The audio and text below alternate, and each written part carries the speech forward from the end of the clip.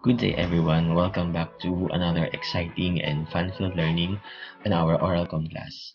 Again, I am Sir Ejin. I'll be your teacher for today's discussion. Before anything else, let's have a short review regarding our previous topic about the different functions of communications. Now, as a part of a review, I'll be posting the description of the different functions of communications. You are going to unjumble the letters in order for you to get the correct answer. So, are you ready? Let's start. The first one. Communication allows individuals to interact with others. What do you think is that function? Yes, that is correct. That is social interaction. Very good. Next function of communication. Communication functions to control or to regulate one's behavior. Okay, what do you think? Okay, that is control or regulation. Next function. Communication functions or encourages people to live better. Okay, that is correct. That is motivation. Next, let's have the fourth one. Communication functions to convey information, okay, or to disseminate information. Definitely, the answer, that is information. And then the last function of communication, it facilitates people's expression of their feelings and emotions. What do you think is that? Okay, good. That is emotional expression. So I think you have already learned the different functions of communications and you are now ready to listen to our next topic, which is all about the types of speech context. Before anything else, let me share with you our learning objectives for today. The first one, define a speech context. The second one, identify the various types of speech context in different situations. And employ appropriate verbal and nonverbal behavior in different speech contexts. Now, let us define first the meaning of the word context. Basically, context, when we refer it into speech communication, it means surroundings, circumstances, environment, background, or setting that determine or specify or clarify the meaning of an event. Okay? Now, we have different types of speech context.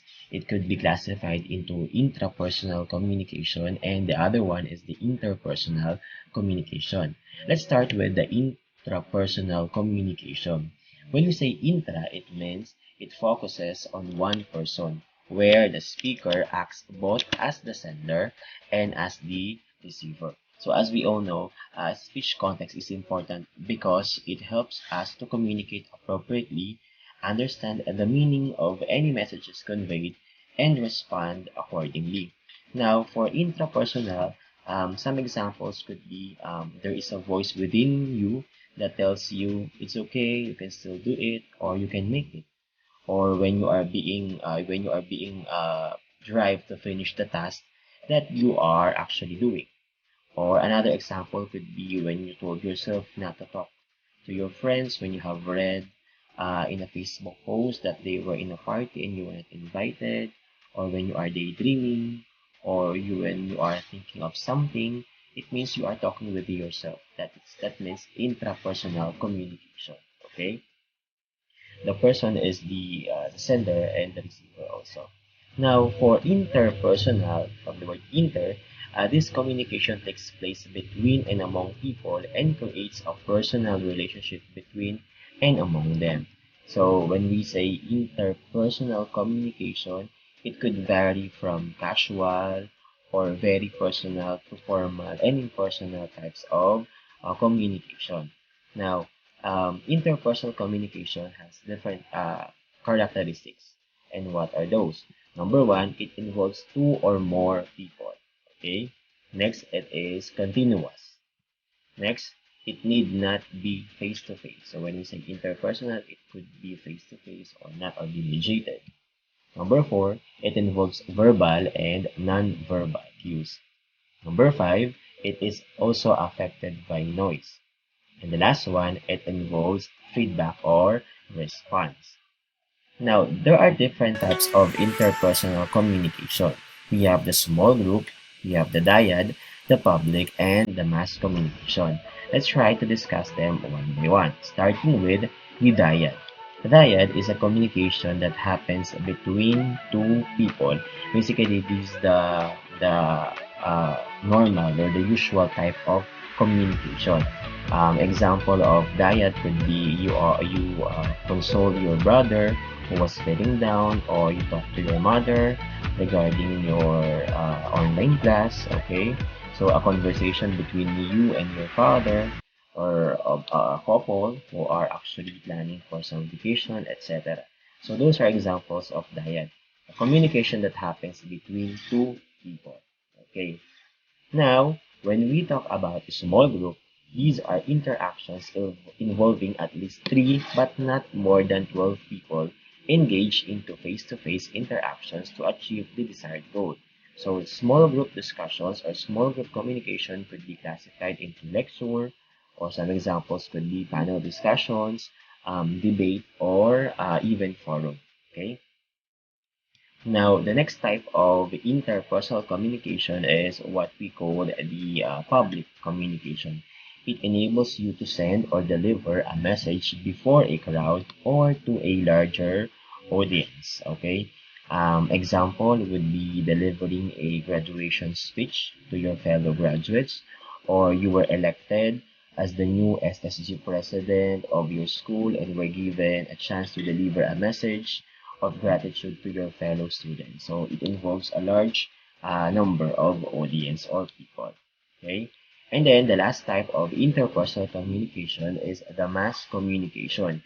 It refers to communication through television, radio, newspapers, magazines, books, internet, and other types of media. Okay, some examples could be you are watching televised briefing of the IATF regarding COVID-19 status in the country, or you have recorded a commentary for your school's online discussion of the pandemic and then uploaded it into your social media account.